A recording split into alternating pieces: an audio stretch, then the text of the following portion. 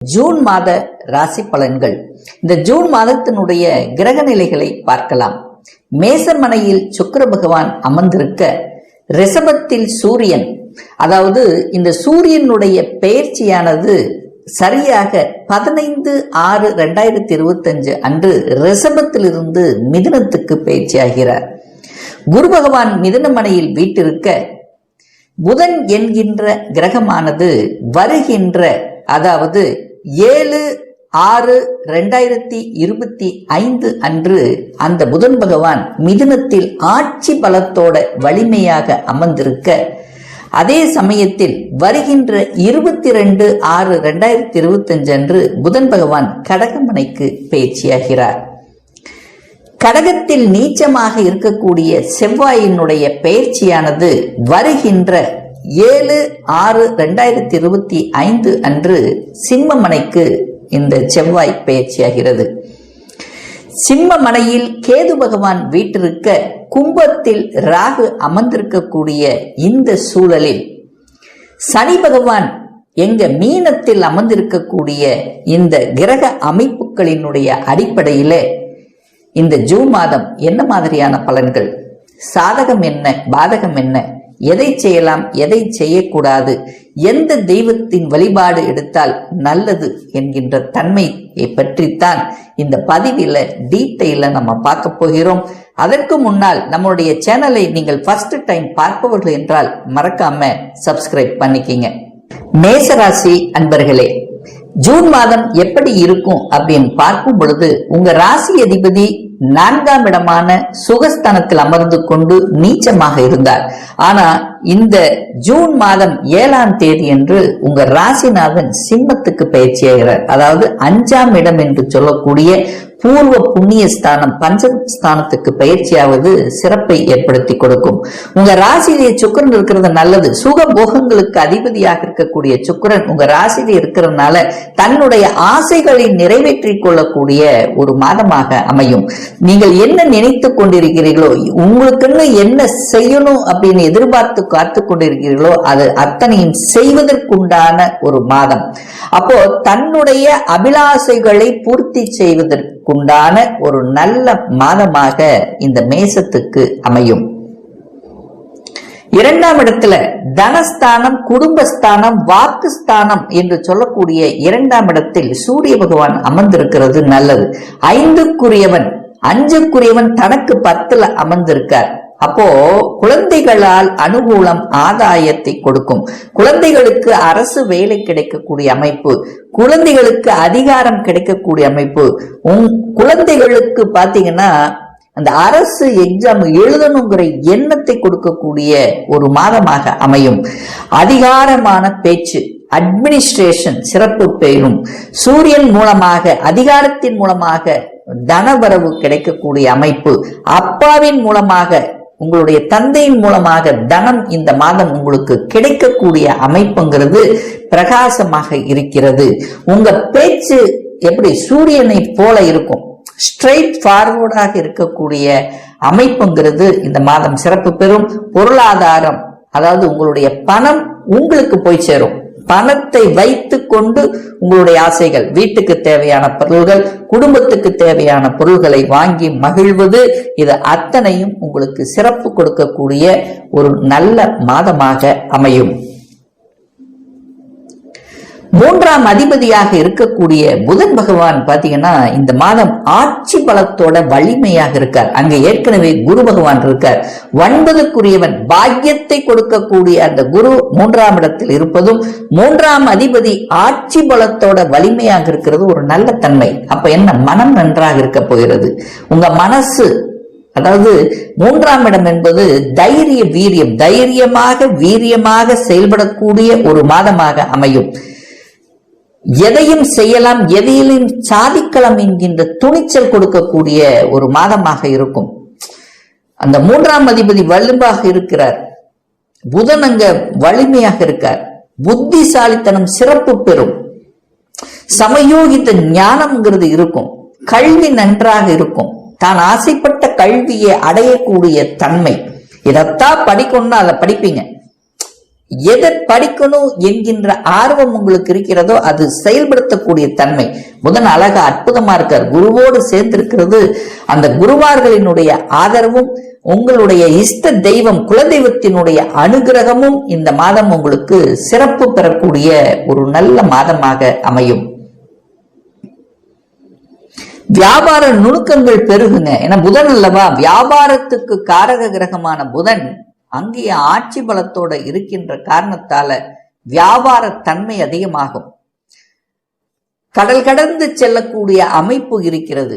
ஏற்றுமதி இறக்குமதி சம்பந்தப்பட்ட துறைகள் சிறப்பு பெறக்கூடிய ஒரு நல்ல மாதம்.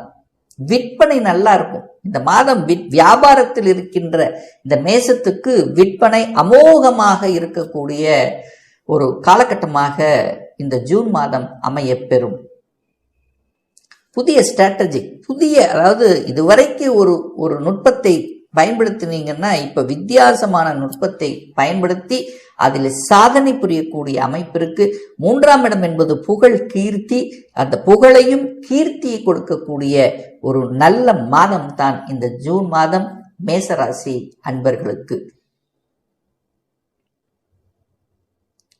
சோ வீடு சம்பந்தப்பட்ட நிலம் சம்பந்தப்பட்ட இடங்கள் நமக்கு சாதகமாக இருக்குமா அப்படின்னு பாத்தீங்கன்னா நிச்சயமாக அந்த வீட்டுக்கு காரக கிரகம் என்று சொல்லக்கூடிய சுக்கிரன் உங்க ராசிலேயே உட்கார்ந்துருக்கார். அப்போ உங்க எண்ணத்துல ஓடிக்கொண்டே இருக்கும், ஒரு வீடு வாங்கிடணும், ஒரு இடம் வாங்கிடணும், இதுவரைக்கும் நம்ம வாங்கவே முடியலையே, ஏன் வாங்கக்கூடாது. சோ இந்த மாதிரியான எண்ண ஓட்டங்களை கொடுக்கக்கூடிய மாதம், அதை செயல்படுத்தக்கூடிய மாதமாக அமையும். வீடு, வண்டி, வாகனம், ஆசைப்பட்ட வாகனங்கள், ஆசைப்பட்ட வீட்டை அப்படியே இது பண்றது, ஆல்டர் பண்றது. சோ இது எல்லாமே இந்த மாதம் சிறப்பு பெறக்கூடிய ஒரு நல்ல மாதம். 5ஆம் அதிபதி 5ல கேது உட்கார்ந்திருக்கார். ஒரு தடையை கொடுக்குமா? ஞானத்தை கொடுக்கும். தடையை கொடுத்தாலும் ஞானத்தை, இதை படிக்கலாமா அதை படிக்கலாமா, ஞானத்தை கொடுக்கும். அதுக்குள்ள போவீங்க. குருமார் துணை இருக்கிறது. ஆலோசனை பெறக்கூடிய அமைப்புங்கிறது உங்களுக்கு சிறப்பு பெறும். சோ அந்த அதிபதி சூரியன் போய் எங்க உட்கார்றார்? தனக்கு 11ஆம் இடத்துல வந்து அமரப்போகிறார். எப்போ? இந்த மாதத்தினுடைய பிற்பகுதி 15ஆம் தேதிக்கு அப்புறம். அங்க குரு இருக்கார், புதன் இருக்கார், எல்லா சுப கிரகங்கள் அங்கு சூரியனோட இருக்கும்போது நிச்சயமாக குழந்தைகளினுடைய அபிலாசைகள் பூர்த்தியாகும். குழந்தைகள் நன்றாக இருக்க போகிறது. குழந்தை ஸ்தானத்தின் அதிபதியான அந்த சூரிய பகவான் குழந்தை காரகனோடு சேர்ந்து இணைக்கக்கூடிய தன்மை இருக்கு. ஏற்கனவே கேதங் இருக்கு. அப்போ கேதுங்கிறது மெடிக்கல் கிரகம். அப்போ குழந்தை பிறப்புக்காக யாரெல்லாம் ட்ரீட்மெண்ட் எடுத்துக்கொண்டு இருக்கக்கூடிய அனைத்து மேசத்துக்கு நல்லது நடக்கும். குழந்தை பிறப்புங்கிறது சாதகமான தன்மை.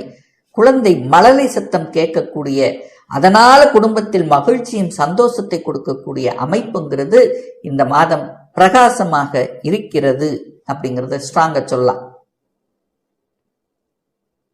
6ஆம் இடம் என்பது கடனையும் நோயையும் எதிர்ப்பையும் பகையும் கொடுக்கக்கூடிய இடம் அல்லவா. அந்த அதிபதி வலுப்பெறுகிறார். கடன் கிடைக்குமா? நிச்சயமா கடன் கிடைக்கும். எதுக்கு? தொழில் விருத்திக்காக, அல்லது வேற ஒரு வீட்டை வாங்குறதுக்காக, அல்லது இடத்தை வாங்குறதுக்காக, குழந்தைகளுடைய படிப்பு செலவுக்காக, அல்லது திருமண செலவுக்காக அந்த கடனுங்கிறது கிடைக்கும். ஏன்னா கடனை கொடுக்கக்கூடிய புதன் வலிமையாக இருக்கிறது. அப்ப சுப கடன்களை கொடுக்கக்கூடிய அமைப்புங்கிறது இருக்கிறது. அந்த கடனை தன்னுடைய கெப்பாசிட்டிக்கு மேல போகாம பார்த்துட்டா போதும். மற்றபடி கடனால் அனுகூலம், ஆதாயத்தை அடையக்கூடிய ஒரு மாதமாக இந்த மேசத்துக்கு அமையும். ஹெல்த்தும் பார்த்தீங்கன்னா கொஞ்சம் அக்கறை எடுத்துக்கணும். ஹெல்த்தும் சரியாகும். அதாவது ஹெல்த்ல பிரச்சனை இருக்கின்றவர்களுக்கு, ஏற்கனவே பிரச்சனை இருக்கின்றவர்களுக்கு அது ட்ரீட்மெண்ட்னால சக்சஸ் கொடுக்கக்கூடிய அமைப்புங்கிறது இருக்கிறது. எதிர்ப்பு இருக்கும். அந்த எதிர்ப்பின் மூலமாக நீங்கள் அடுத்த ஸ்டெப் போக போறீங்க. கண்டிப்பாக உங்களுக்கு எதிர்ப்பு, போட்டி, பொறாமைங்கிறது இருக்கும். அதுல வெற்றி பெறக்கூடிய அமைப்பு. 6ஆம் இடம் என்பது வேலையை குறிக்கக்கூடிய இடம். அந்த வேலை கிடைக்கும்.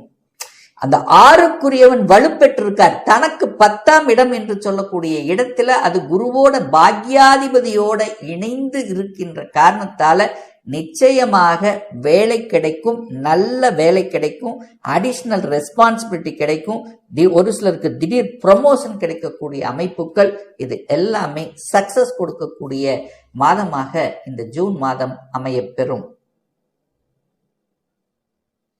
திருமணம் சார்ந்த சுப காரியங்கள் நடக்குமா அப்படின்னு கேட்டீங்கன்னா, மேசத்துக்கு நிறைய மேசராசி என்பவர்களுக்கு இனிமேல் தான் அந்த திருமண பாக்கியமே உங்களுக்கு வரப்போகுது. திருமணம் நடக்குங்க. இந்த வருடம் இந்த மாதத்திலிருந்து, ஜூன் மாதத்திலிருந்து ஏற்றத்தை தரக்கூடிய ஒரு மாதம்.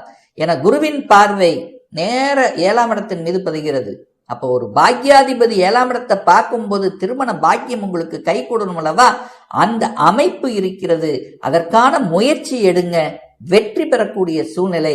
அதே சமயம் இந்த ஜூன் மாதம் பார்த்தீங்கன்னா, சுக்கிரன் கலத்திர காரக கிரகம் தன்னுடைய வீட்டையை பார்த்து அதை வலுப்படுத்துகின்ற காரணத்தால மேசத்துக்கு இனி திருமண வாய்ப்புகள், திருமண உறவு சார்ந்த விஷயங்கள், கணவன் மனைவிக்குள்ள பிரச்சனைகள் இருந்ததுன்னா அது தீரப்புறக்கூடிய தன்மை, ஒரு நல்ல அந்யோன்யம், ஒருவருக்கொருவரை புரிந்து கொள்ளக்கூடிய தன்மை சிறப்பு பெறக்கூடிய ஒரு நல்ல மாதம். பாக்யாதிபதி பாக்கியத்தை பார்க்கிறார். இது எவ்வளவு ஒரு அற்புதமான ஒரு நிகழ்வு. உங்களுக்கு நல்ல பாக்கியம் கிடைக்கணுங்க. குழந்தை பாக்கியம் கிடைக்கும், திருமண பாக்கியம் கிடைக்கும், தன பாக்கியம் கிடைக்கும், வெளிநாட்டு யோகம், வெளிநாட்டு பாக்கியம் கிடைக்கும், திடீர் அதிர்ஷ்ட வாய்ப்புகள் கிடைக்கும், கடலடந்து செல்லக்கூடிய அமைப்புகள் இருக்கிறது, குலதெய்வத்தினுடைய அனுகூலம் ஆசீர்வாதம் இருக்கிறது. குல தெய்வத்துக்காக, கோயில் திருப்பணிக்காக ஏதாவது ஒன்று நல்லது செய்யணுங்கிற எண்ணத்தை கொடுக்கக்கூடிய ஒரு மாதமாகவும், ஒரு பெயரையும் புகழையும் தரக்கூடிய, இன்னார் இவர் என்று சொல்லக்கூடிய அமைப்புங்கிறது இந்த மேசத்துக்கு உண்டு.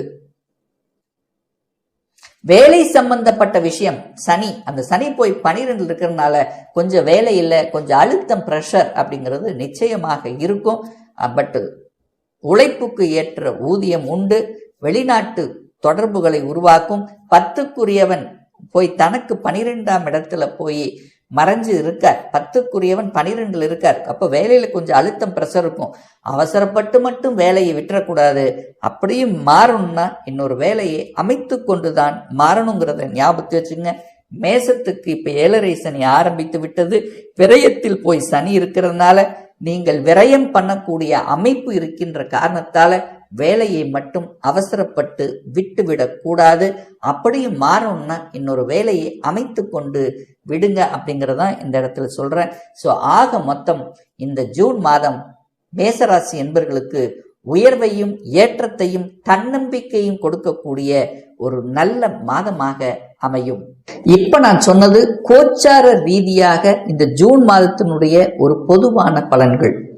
ஒரு துல்லிய பலன் வேணும்னா உங்க ஜாதகத்தில் கிரகங்கள் எப்படி இருக்கு, என்ன ஆதிபத்தியம் பெற்றிருக்கு, எந்த டிகிரியில் இருக்கு, நடப்பு தசாநாதன், புத்திநாதன், அந்தர்நாதன், சூட்சமநாதன் எந்த தன்மையில் இருக்கு என்பதை பொறுத்து நீங்கள் கேட்கக்கூடிய எந்த கேள்வியாக இருந்தாலும் சரி, இந்த 2025 சொந்த தொழில் செய்வதற்கான விதி கொடுப்பினை நம்முடைய ஜாதகத்தில் இருக்கா, அப்படி இருக்கக்கூடிய பட்சத்தில் எப்ப நம்ம சொந்த தொழிலை ஆரம்பிக்கலாம், என்ன கோர்ஸ் படிக்கணும் அப்படிங்கிற கொடுப்பினை நம்முடைய ஜாதகத்தில் இருக்கு, எந்த கோர்ஸ் படிச்சா நம்முடைய ஃபியூச்சர் நன்றாக இருக்கும், திருமணம் தடைப்பட்டு கொண்டே இருக்கிறது, எப்போதான் நமக்கு திருமணம் நடக்கும், குழந்தை பாக்கியம் கிடைக்கும், எப்போ நமக்கு இடமாற்றம், ப்ரமோஷன் அமையும், இது போன்ற கேள்விகளுக்கு துல்லியமான பதிலை நம்மால் கூற முடியும்.